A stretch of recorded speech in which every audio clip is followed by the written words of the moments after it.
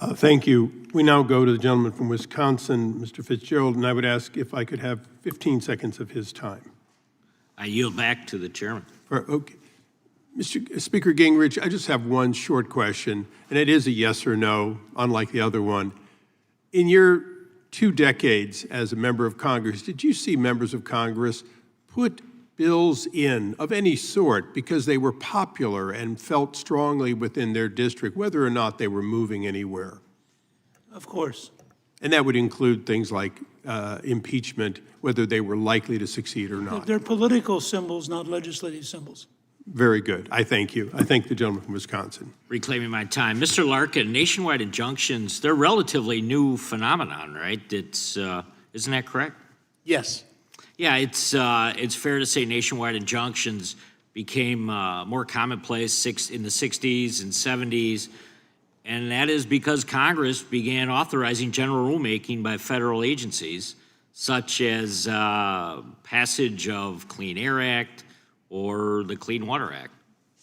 Well, there are several factors that led to the late development of it. One is a change in philosophy of what it meant to say that something was unconstitutional. For example, Professor Samuel Bray explained this at length in his article. Traditionally, when a court said something was unconstitutional, it meant the government could not enforce it against you. Over time, courts gradually began to say, no, that means you can't force it against anybody. The problem is that overlooks the role that a district court judge has both horizontally and vertically within the federal system. No one district court judge can bind the appellate court or the Supreme Court. No one district court judge in Maine can bind a district court judge or any judge in Alaska. And so, unfortunately, this practice developed, and we didn't have anybody stepping back and saying, no, wait a minute, are there constitutional, statutory, et cetera, limitations on it? And it has actually hurt both parties because each party has suffered through this process. Thank you. Speaker Gingrich, as you mentioned in your testimony, between 2001 and 2023, there were 96 nationwide injunctions issued, of which 64 were granted against President Trump. Well, why do you think the courts have issued nationwide injunctions against President Trump with such frequency? It's kind of a question we're all pondering right now. You know, one of my favorite books on the law is The Bramble Bush, which is the 1929 introductory lectures at Columbia Law School, and which draws a distinction between the law as it is practiced and the law as it is written. So let's just, at a common sense level, be honest. Donald Trump represents a profound, fundamental shaking up of a very deeply resistant establishment, which can be traced back to Franklin Roosevelt in 1933. You take on a system that's almost 100 years old, the system fights back.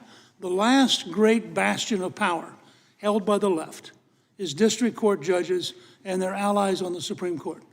And they're behaving, as a historian, this is a perfectly natural thing. They're doing everything they can to stop the president, who was elected by millions of Americans. They were elected by no one, but under our system, they have a certain amount of power. Not nearly as much as the modern legal system believes, because the 1958 decision by the Supreme Court, which said we are supreme, is baloney. The Supreme Court is supreme in Article 3. It is not supreme over the whole Constitution. And I think we're now going to face a genuinely important, historic conversation as a country about whether or not unelected judges on a randomized basis, who happen to be 92% Democrat, have the power to stop the elected commander-in-chief on item after item after item. My guess is the American people will say to the legislative branch, you got to be kidding me. And if Justice Roberts wants to cut this off, he should act now, because this is going to get worse, not better. Thank you. Mr. Larkin, I'll just finish up with a quick question about forum shopping.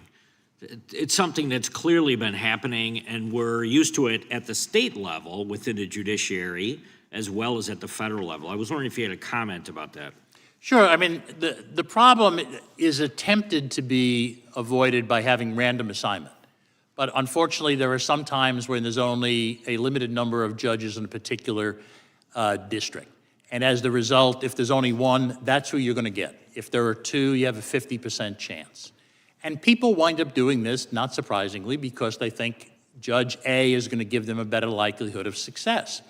Now, you know, that's bad enough when what you're talking about is a damages action, because that damages action is going to result in a check, perhaps, that goes just to one party. It's different when you're talking about having one judge in any one town enjoying the entirety of the federal government across the nation. That's a much more severe problem, and that's why this is a reasonable effort to cabin that. And, you know, picking favorable judges is a reason why.